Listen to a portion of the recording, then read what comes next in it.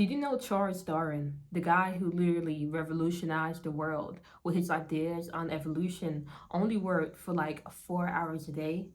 And the rest of the time, he was socializing, resting, and playing. And you're allowed to do the same thing too. You can be like one of the greats who work less but achieve a lot more. And in this video, I'm going to show you how to do this. And this is really important, especially if you're working a full-time job, to be able to work with the less amount of time you have and make the most progress in that. And this is something I learned how to do back in high school. I wasn't aware of what it was, but it's just something I did and it worked out for me. I was on the soccer team and I was on the defense line, but I wanted to be a forward because when they made a shot, they got clapped for. If I defended the ball and got it back on the other field, nobody clapped, and I'm a attention whore. So I was like, I went to my coach and said, "Can I be a forward?"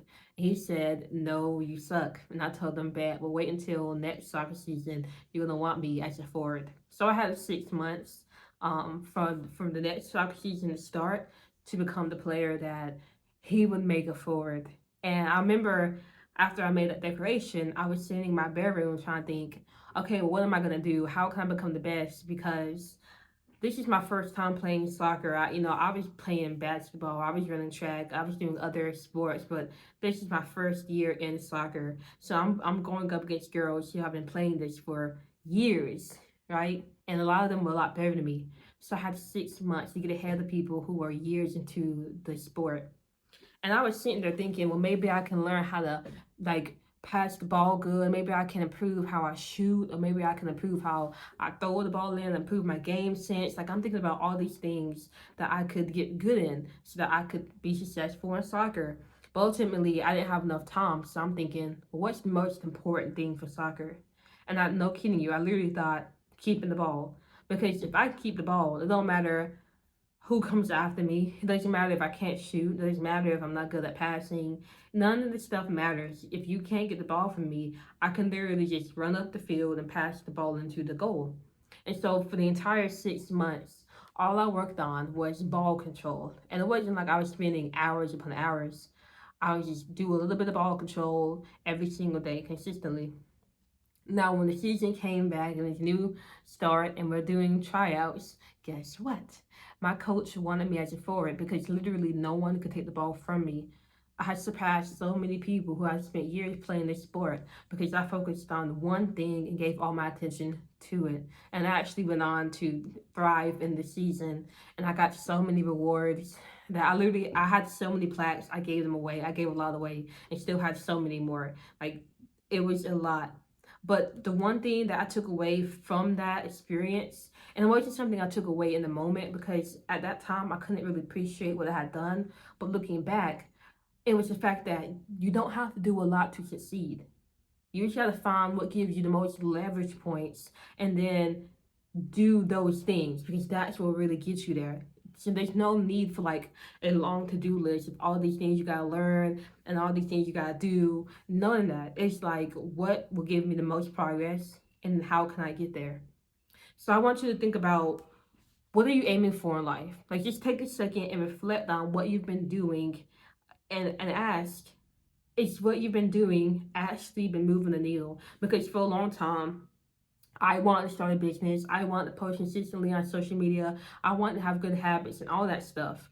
But when I look back on the actions back then, the actions I did wasn't pushing the needle. I felt like I was working all day, but like I wasn't seeing any progress. Whereas I would see somebody who just started and was already thriving, and I always felt envious because what are you doing that I'm not doing? Especially when it came to a business. There's so many models I would start, but I just want to finish it. I want to complete it. And I'm thinking like, what's the problem? I remember learning so much about business, but not doing anything. And the biggest reason was because I didn't know what was the biggest leverage points I need to rely on. I think I hear talking. Hold on, let me close this window real quick. Okay, so that's taken care of. So, like I was saying, I was doing a lot of things that wasn't pushing the needle for me. And I'm thinking, why am I not where I want to be at? And if you're in that same boat, then I'm going to show you what will really help change things for you. So right now, write down your goal. Whatever it is you want to achieve. Maybe that's you want to start posting consistently on YouTube. Maybe you want to read those stack of books you never get around to, or maybe write a book, or maybe you want to create a game or improve your skills in something. Maybe you want to clean out your closet. Like, just figure out what that goal is.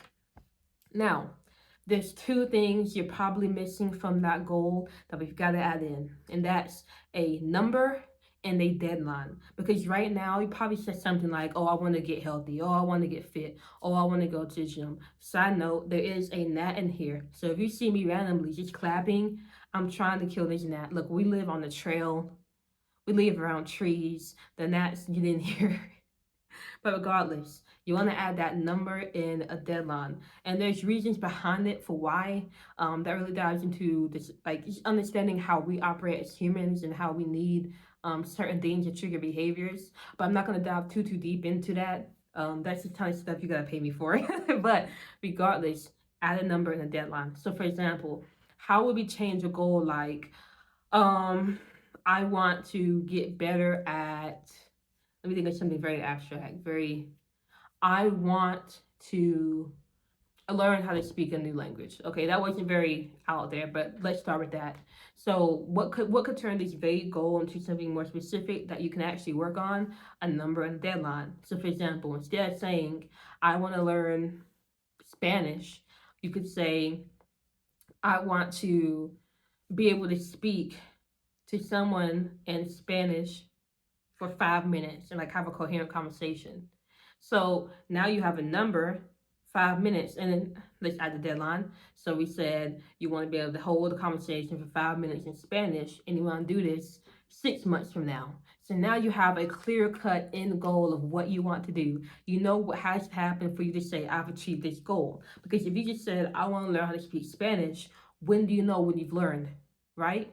But now that you're saying, I want to have a 5 minute conversation speaking Spanish, but within the end of these 6 months, you have a clear cut picture of where you want to go to. And that will really drive you to do the next step, which the next step is, I'm sorry, that was like the flow was not there. The transition was not there. But now that you've written down your goal and you've made it more specific, you want to write down a list of all the behaviors you can do to reach that goal. So this is literally off the top of my head.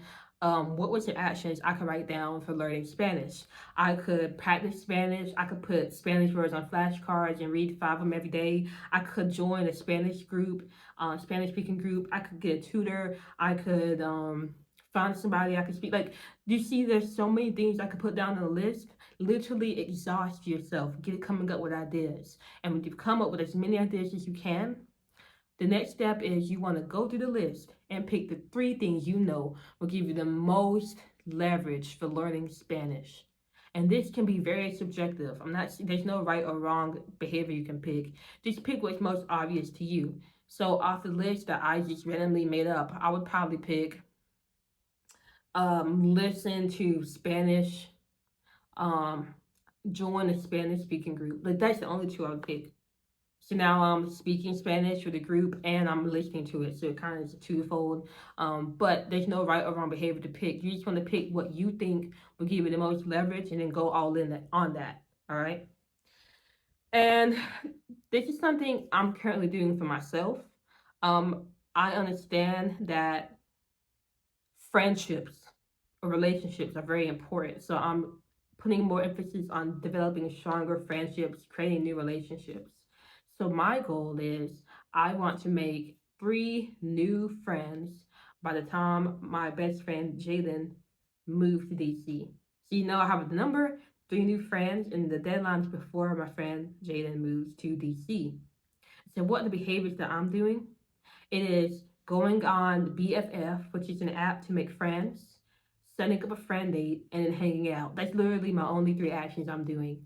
Get on the app, match with a friend, get on the app, set up a friend date, hang out. And because I've done that, I've already met somebody really cool. We're supposed to hang out this week, but things got in the way, and now I'm going to be going home until September. So we won't be able to hang out until September, but I have 3 people I plan on hanging out with when I get back. So it's actually working for me, just having those leverage points and following through only on those things. Now, you may be wondering why only 1 to 3 things. It's because if you try to do more, it's just going to get in the way. And there's a rule for this. It's called the 80-20 rule. And that states that 80% of the things you get comes from 20% of the things you do. So the big things you want in life comes from the small things you do. So for example, 80% of the world's wealth is held by 20% of the people. You hang out with 20% of your friends 80% of the time. 80% of your success comes from the 20% of things you do. And what are the 20% of things you can do? The 1 to 3 things that give you the most leverage, making the most progress on your goals. So whatever goal you wrote and whatever actions you wrote, put that in the comments just to hold yourself accountable. Like, this makes it real. Like, just getting out of your comfort zone and building some momentum right now. Like, just pledging, like, this is my goal and this is what I'm going to be doing.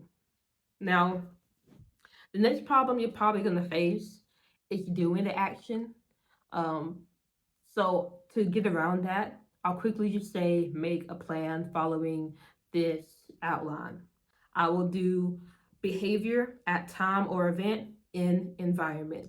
So for example, let's say one of the behaviors for me is getting on the app BFF so that I can make some friendships, make some connections, and hang out. How can I use that behavior and put it into my plan? It's I will get on BFF after I've ate dinner in my office. So now I have a cue. When I eat dinner, I'm going to go ahead and go into this office and get on BFF so I can match with a friend, set up a friend date, and then go hang out with them. So that's just a really quick explanation of planning. I'm not going to go too deep into detail here because I don't want to make this video too longer, but it's just plug and play behavior, time, or event. And by the way, an event is something you're already doing. So it could be event could be you brush your teeth. You normally already brush your teeth, so that's something. Something else could be when you go outside to your car, right? That's an event. That's something you're doing. You can stack on the behavior to that event, so you'll have a cue for when you should do it. Now, I hope that didn't go over your head. I'm sorry if I'm like saying a lot too fast or whatever, but your girl trying to keep this like 15 minutes. So if you want a higher chance of doing those actions, then make that plan, because that will really influence you. And there's a study on the fact that people who don't make a plan, their chances of working on it, doing the thing they want to do, is like 31%. But the people who make a plan, the chances of them doing those things is 91%. So if you want to increase the odds from you doing something from 30% to 91%, make a plan. And now when you make your plan, make that as your screenshot. Make that as your wallpaper. Because most of the times you're going to be checking your phone.